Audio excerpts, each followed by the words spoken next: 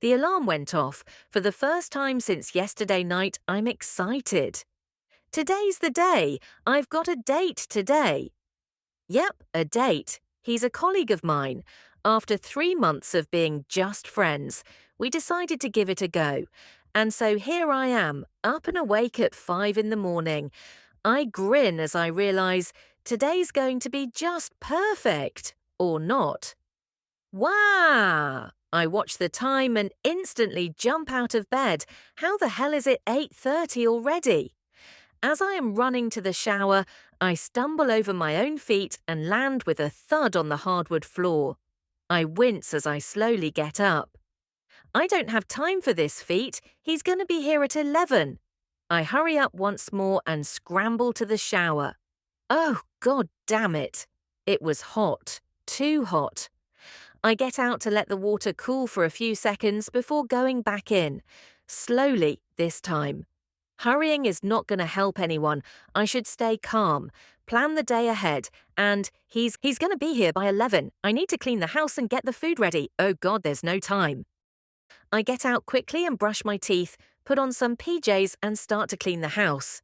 Yup, first thing's done. Now, as good a planner as I am, I had already picked the perfect dress for today. It was past 10 now. I held the absolutely cute lavender dress as I stood in front of the mirror, admiring myself. The dress was a gift from my dad. He knows I adore lavender.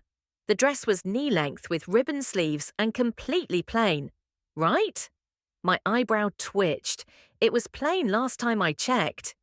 Then what is this utterly ugly brown spot doing right at the center? No! I yelled out loud and started scrubbing at it. As if that would work. No use, of course. I'd have to put it in the laundry.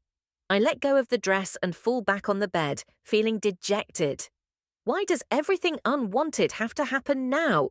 But something clicked, and without wasting another second, I get back up. Today's the day. I'm not going to let it ruin. Even though that's all I've done since morning. Despite everything, I let out a snicker. And then I go on a full-on laughing fit. Poor guy, he has to date me. Me of all the 7 billion people. Anyway, let's make his time worthwhile. Saying that, still in between fits, I quickly walk back to my wardrobe, shuffling through the dresses, picking up and rejecting all of them. The black one, too long. The green one, I'd look like a tree.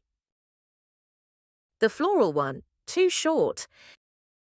The blue one, he'd get blues. The white one, I know I will make it dirty. The absolutely gorgeous lined crop top. Dude, who wears jeans to a date? Finally after rejecting a few hundreds of dresses, or so it felt, I picked a yellow sundress. That would have to do. Even though it's a home date, yellow looks good on me. It goes with my brown eyes. I even have matching strappy sandals to go with it. It's 10:30, damn it! I still have to prepare food and get ready. I've kept the menu simple: tomato feta pasta and spam sandwiches. I have the juice and beer ready, whatever he prefers. I put the pasta to a boil, order takeout, there's no time to make sandwiches, and start to get ready. I've decided to let my hair fall back in their natural waves and keep the makeup subtle. Almost there. It's 15 minutes to 11 now. I'm almost done getting ready. The mascara and my favourite peach nude lipstick on point. I stare at myself a little longer and blow myself a kiss. Oh, you beauty. Somewhere in the distance, I hear vessels clicking. Interesting.